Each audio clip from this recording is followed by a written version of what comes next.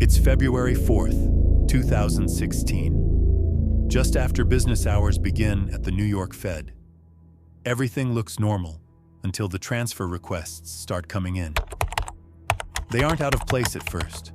Large sums, yes, but not unheard of. The documentation appears legitimate. Each request is tied to a central bank account overseas, but they keep coming.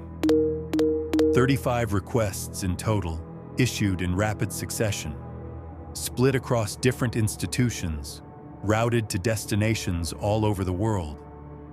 The amounts vary. Some are for 10 million, some for 20. Together they approach $1 billion, and no one's raised an eyebrow yet. The system processes the first batch with no errors. The transfers pass through filters. They pass through compliance checks.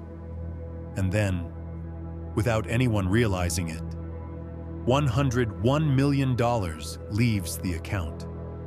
Halfway across the world, inside the issuing bank, something isn't right. A staff member walks by the printers, the ones that automatically produce hard copies of outgoing wire transfers. They're silent. The machines are on. The queue is full, but nothing is coming out. It's not a power issue. It's not paper. No one knows why it stopped. But something, somewhere, is jamming the process. And with no printouts, there's no immediate record of what's been sent. In a system this complex, glitches aren't unusual. Sometimes a delay means nothing. But by mid-morning, someone notices the account balance. Something's off. Money is missing, and no one knows where it went. The bank is Bangladesh Bank, the central bank of one of the world's most densely populated countries. It holds accounts with foreign institutions, including one with the Federal Reserve Bank of New York. That's where the money is being drawn from. By the time someone notices, it's already February 5th. $101 million is already out the door. Gone from the Fed account, sent to unfamiliar names, in places no one in the office had heard of. The Bangladesh bank had no idea it was being watched. Months before the money ever left the account, someone had already slipped into their systems. The hackers didn't force their way in. They were patient. They started with a simple phishing email sent to a mid-level employee. Just a job application. A resume. Nothing unusual. Inside that document was malware, specifically tailored to bypass antivirus tools and create a backdoor. Once inside, the hackers didn't move fast. They didn't need to. They had time. They monitored internal communications, studied the exact formatting of SWIFT payment requests, learned the staff's working hours, found out when the systems were most vulnerable, late at night, during Bangladeshi weekends, when no one would be watching. Then they made a change. They reprogrammed the software that printed SWIFT confirmations. So even if transactions were made, no alerts would show up on paper. In a bank where key officials relied on hard copies to double-check transfers, this was a major blind spot. Eventually, they were ready. Between February 4th and 5th, 2016, 35 transfer requests were sent out, all legitimate in format, and all routed through the bank's real SWIFT terminals. The hackers requested nearly $1 billion from the Bangladesh bank's account at the Federal Reserve Bank of New York. They divided it into dozens of smaller payments, each directed toward different overseas accounts. 4 of those payments, totaling $81 million, were sent to accounts in the Philippines.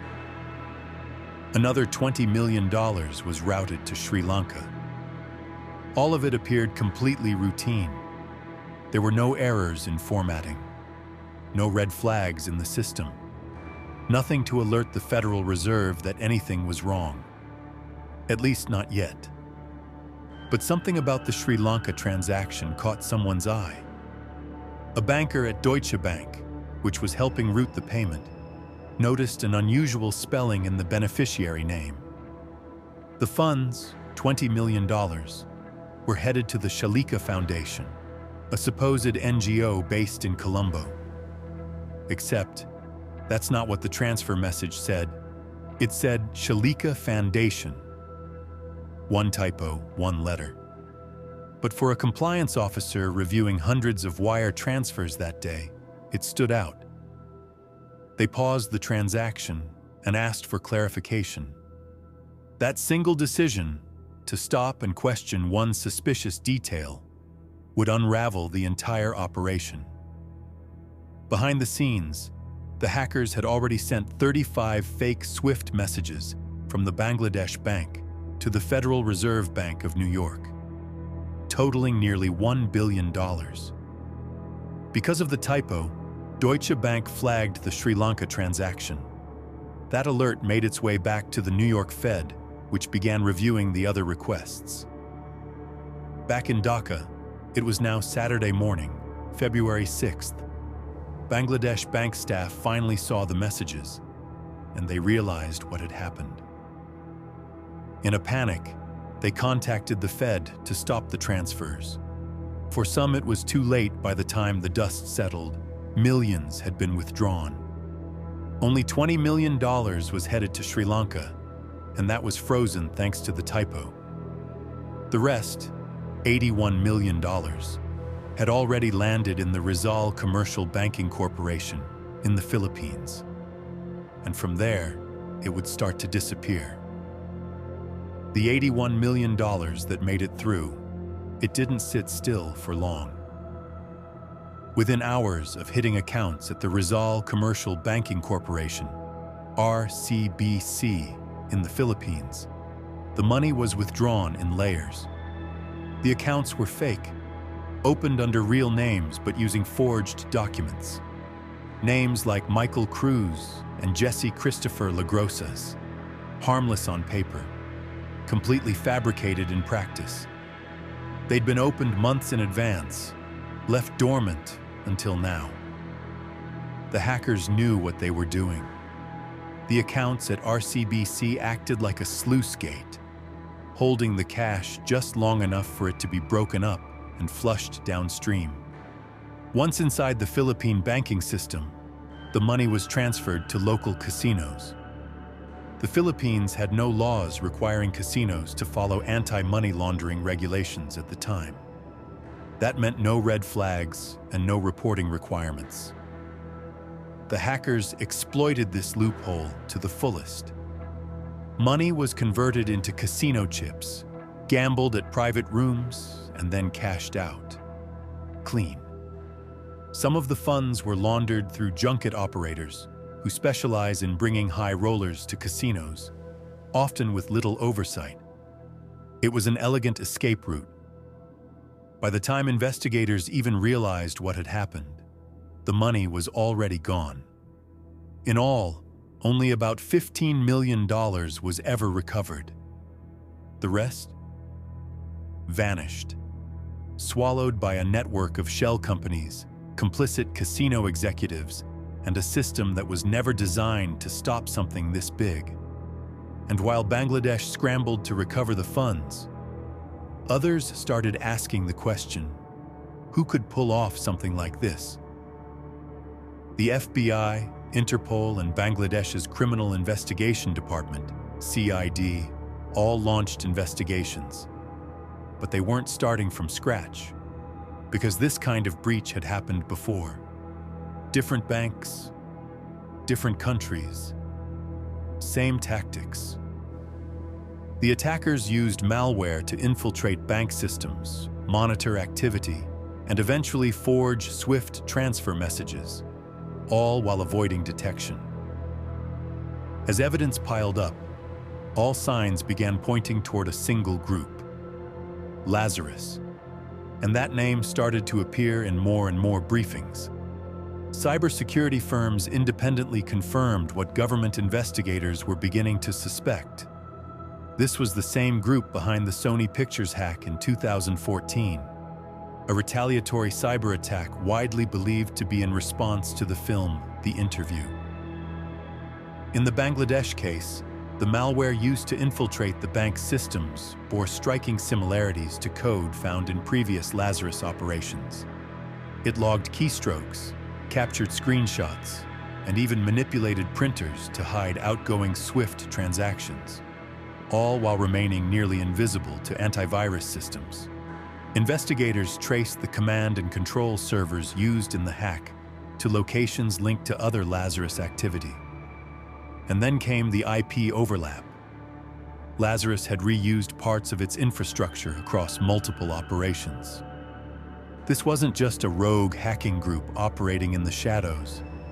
By mid-2017, the U.S. Department of Homeland Security and the FBI officially attributed the Bangladesh bank attack, along with a broader wave of financial cybercrime, to a state-sponsored operation. The state in question?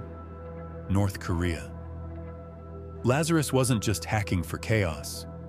They were funding a government cut off from global markets and desperately in need of foreign currency. This was digital bank robbery on a geopolitical scale. And the Bangladesh bank heist?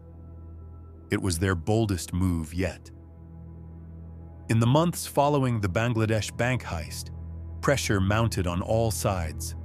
Bangladesh demanded answers from the Federal Reserve Bank of New York, questioning how such large, suspicious transactions were ever approved.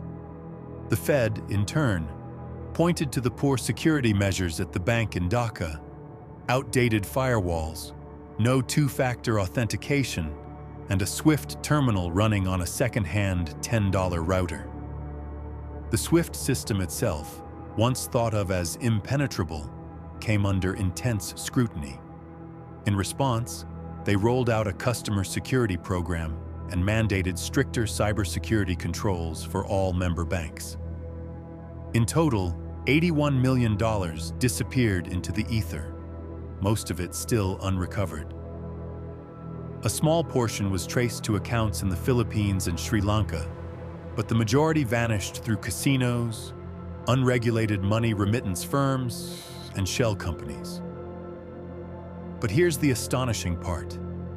The hackers had initially attempted to steal nearly $1 billion, and the only reason they didn't succeed? A single typo.